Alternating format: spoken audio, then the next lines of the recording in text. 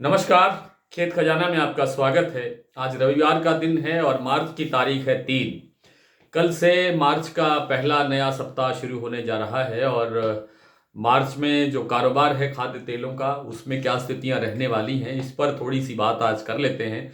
उससे सरसों पर भी कितना इफेक्ट पड़ेगा और सरसों का क्या बाजार रह सकता है। सबसे पहली बात तो ये है कि पिछले 2 दिनों में या 3 दिनों में राजस्थान, हरियाणा, पंजाब और दूसरे इलाकों के अंदर यहाँ तक कि मध्य प्रदेश और गुजरात में भी जबरदस्त बारिश हुई है और कई जगह पर बहुत बड़ी ओलावृष्टि देखने को मिली है, जिसमें राजस्थान शामिल है, जिसमें हरियाणा शामिल है, जिसमें पंजाब शामिल है। और जो गुजरात और मध्य प्रदेश है वहाँ पर बारिश तेज रही है। तो इस ओलावृष्टि से फसलों को, सभी प्रकार की फसलों को लगभग नुकसान हुआ है। जो फसलें तेज हवाओं के कारण जो है खेतों में बिछ गई है, उस फसल में शायद अब कुछ बचा नहीं है। और इससे सरसों के उत्पादन में भी जो है असर पड़ता हुआ दिखाई दे रहा है। बहुत से मैसेज आए हैं कल से कि जी उत्पादन आधा रह गया है, 40% रह गया है, 60 रह गया है। इस तरह की बहुत से लोग अपना मैसेज दे रहे हैं, अपनी अपडेट दे रहे हैं। उनका बहुत बहुत धन्यवाद, बहुत बहुत आभार। लगता यही है कि उत्पादन में काफ़ी कमी आ सकती है। जो 125 लाख टन का उत्पादन बताया जा रहा है, उसमें गिरावट आने की संभावना बन सकती है।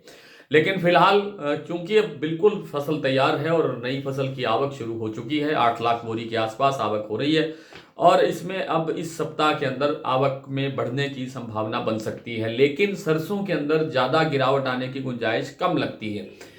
हालांकि बहुत तेजी की सुधार की संभावना नहीं है, लेकिन गिरावट भी कम लगती है। उसका कारण ये है कि अब आप खाद्य तेलों के बारे में मैं विस्तार से या थोड़ी सी गंभीरता से जो बात है वो आपको समझने की है, वो ये है कि सरकार के पास अब वक्त कम है और इलेक्शन जो है वो मई में कभी भी हो सकते हैं। अप्रैल के एंड में या मई के फर्स्ट वीक में कभी भी इलेक्शन हो सकते हैं, जिसकी घोषणा अभी इसी सप्ताह में या अगले सप्ताह के अंदर हमें देखने सुनने को मिल सकती है।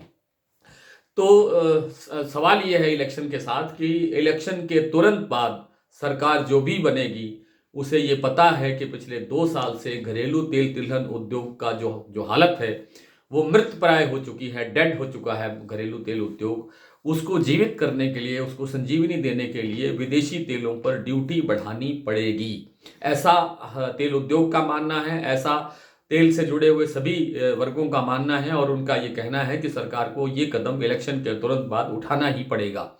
और कितना ड्यूटी बढ़ाई जाएगी या नहीं बढ़ाई जाएगी, इन सब चिंताओं के कारण विदेशी तेलों का जो आयात है वो सीमित हो गया है, बहुत कम हो रहा है। नए सौदे बहुत कम हो रहे हैं, क्योंकि वो जो सौदे हैं आयात के, वो जब तक वो डिलीवर होंगे या भारत पहुंचने की स्थिति में होंगे, तब तक सरकार का जो चुनावी प्रक्रिया का जो जो प्रकरण है वो पूरा हो जाएगा। और ये पता नहीं है कि ड्यूटी रास्ते में भी लग सकती है, ड्यूटी बीच में भी लग सकती है, ड्यूटी ग्राउंड लेवल पे भी लग सकती है, जीरो पॉइंट पे भी लग सकती है, लास्ट पॉइंट पे भी लग सकती है। तो इसका कोई अंदाजा नहीं है अभी। इसलिए व्यापारी बड़े सतर्कता के साथ, बड़ी संजीदगी के साथ ध्यान में रखते हुए नए तेलों की जो खरीद है वो बहुत कम कर रहे हैं। इसलिए बंदरगाहों पर जो पहले से शॉर्टेज चल रही है, जैसे अंदाजा है कि 30-32% जो तेल जो स्टॉक है वो रह गया है बंदरगाहों पर, खासतौर पे कांडला बंदरगाह पर। तो इन सब कारणों से जो आपूर्ति है बंदरगाहों की या स्टॉक है बंदरगाहों का, उसमें वृद्धि होने की संभावना बहुत कम बन रही है 2-4 सप्ताह के लिए। तो इस स्थिति में खाद्य तेलों के बाजार के अंदर जो एक तेजी बनी हुई है वो आगे बढ़ सकती है। इस कारण से सरसों को भी थोड़ा सहारा मिल सकता है।